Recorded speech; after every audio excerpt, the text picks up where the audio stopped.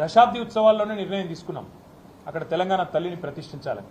కానీ ఈరోజు కాంగ్రెస్ పార్టీ ఎంత కుసంస్కార పార్టీ అంటే ఆ ముఖ్యమంత్రి జై తెలంగాణ అనడు, అంబేద్కర్ విగ్రహానికి దండేయడు, 125 ఫీట్ల ఎత్తుల్లో ఉండే అంబేద్కర్ విగ్రహాన్ని కనీసం స్వతంత్ర దినోత్సవం నాడు కానీ 14 ఏప్రిల్ నాడు ఆయన జయంతి నాడు కానీ కనీసం అక్కడ లైటింగ్ ఏర్పాటు చేయరు, కనీసం పరిశుభ్రత కూడా పాటించరు. అమరజ్యోతి ఇంతవరకు కనీసం పర్యాటకుల కోసం ఓపెన్ కాలేదు.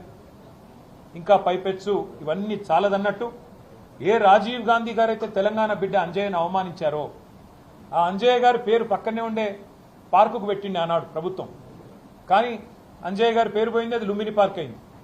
ఇప్పుడు ఏ అంజయ్య గారిని అయితే అవమానించిన వ్యక్తి ఉన్నారో ఆయన విగ్రహాన్ని తెచ్చి మా నెత్తిన రుద్దడం అంటే ఇది ఎంతవరకు న్యాయం అని చెప్పి వాళ్ళు నేను మా పార్టీ తరఫున అడుగుతా ఉన్నాను. మేము 10 ఏళ్ళు చాలా సంస్కారవంతంగా వ్యవహారం చేసినాం. రాజీవ్ ఆరోగ్యశ్రీ అనే పథకం ఉంటే దాని పేరు మార్చలేదు, అట్లే కొనసాగించాం. మా పేరు పెట్టుకోవచ్చు, ఇంకో పేరు పెట్టవచ్చు, కానీ మార్చలేదు. రాజీవ్ రహదారి అని స్టేట్ హైవే ఉంటే దాని పేరు కూడా మార్చలేదు.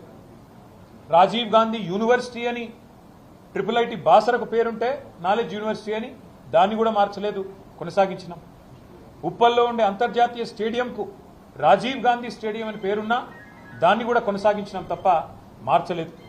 అదే మాదిరిగా అంతర్జాతీయ విమానాశ్రయం పేరు రాజీవ్ గాంధీ అంతర్జాతీయ విమానాశ్రయం ఉన్నా దాన్ని కూడా కొనసాగించినాం తప్ప కుసంస్కారవంతంగా ఆలోచన చేయలేదు. కానీ ఇవాళ బాధతోనైనా చెప్పక తప్పడం లేదు.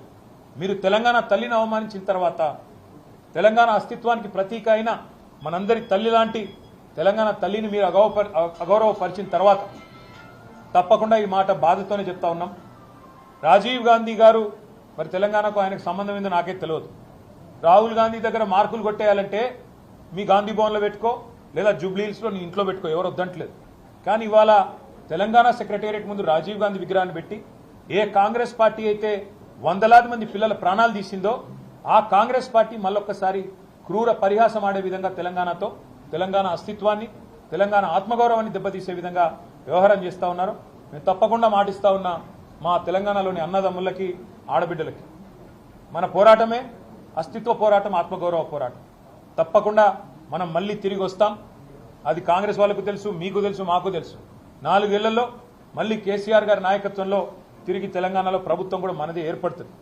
ఏర్పడ్డ తర్వాత వెంటనే తప్పకుండా రాజీవ్ గాంధీ గారి విగ్రహాన్ని అక్కడి నుంచి సకల మర్యాదలతో తొలగిస్తాం. అక్కడి నుంచి కాంగ్రెస్ వారు ఎక్కడికి కోరుకుంటే అక్కడికి తరలిస్తాం.